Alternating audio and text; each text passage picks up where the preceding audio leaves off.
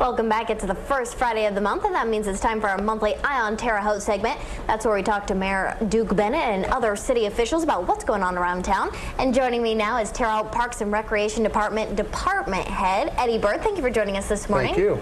So summer is just around the corner. I'm sure you guys are really busy. Kind of tell us what's going on this summer. This summer, actually, we just hired over the winter, hired a new recreation director and a new assistant. So I've kind of given them the ball and said, let's run with it. So they're working on some new programs, activities. So I'm just letting them run with it. Show me what you got. So our pools are up. They're filled. We're just waiting for the right temperature. I believe it has to be 76 degrees before we can start swimming. And are they going to open tomorrow, weather permitting, or? Probably weather permitting, temperature permitting, I guess. I guess the health department sets a certain temperature. I know I wouldn't want to jump in there right now on the cool day today. Cool. So both pools are up and running. It took us a little bit longer. We had there was a new state law or federal law come out about the drain system at the bottom of the pool. So we had to correct that, and it looks good. Everything's up and running. And you have that new splash pad, which was very popular last summer. New splash pad. We're actually looking into the future of maybe putting some throughout the park system. Some smaller ones.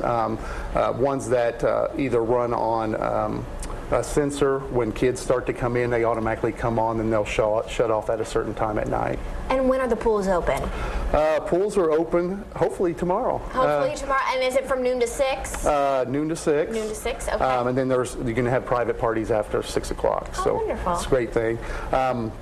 We just got done with our Fairbanks Arts and Music Festival. On the first Friday, which I believe was the 22nd, we had a record crowd. It was bracelet night.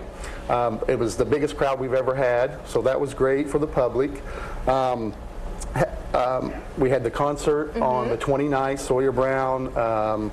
We had Corey Cox and Don Morris, which went over great.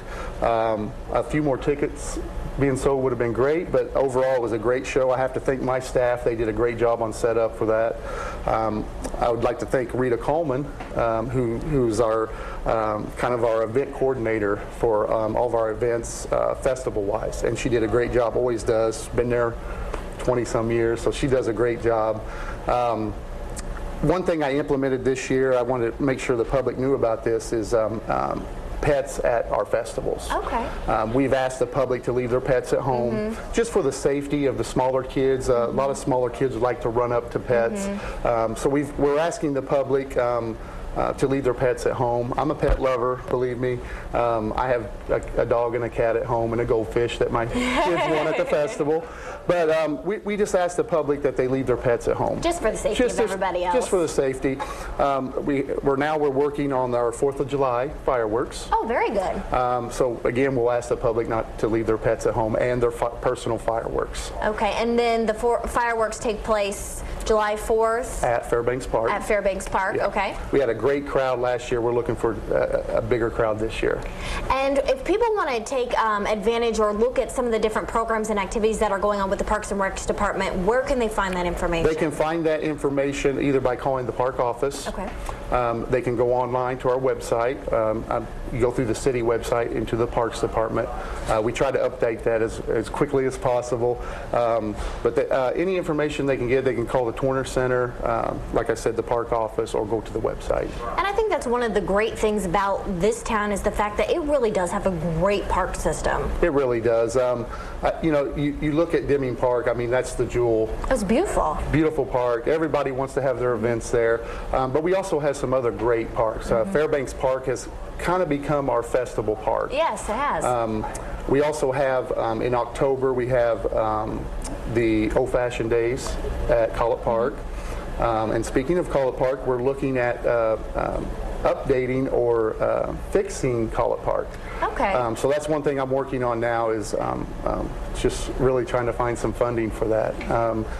We're going to completely do the outside. Starting. I would like to take it back to the original. Like I said, I'm looking for funds, so It's kind of a tough thing. I'm the kind of person that if once we see something and it needs to be fixed, I want to get right in there and do that. But it's tough with your budgets right now. Exactly. But we definitely want to get that going hopefully this summer. Alrighty, well thank you so much for joining us this morning. Thank you. I appreciate it. Thank you. And if you'd like to see this segment again or any past segments, or if you have a segment idea of your own, go to our website at WTHI-TV.com and click on the community page.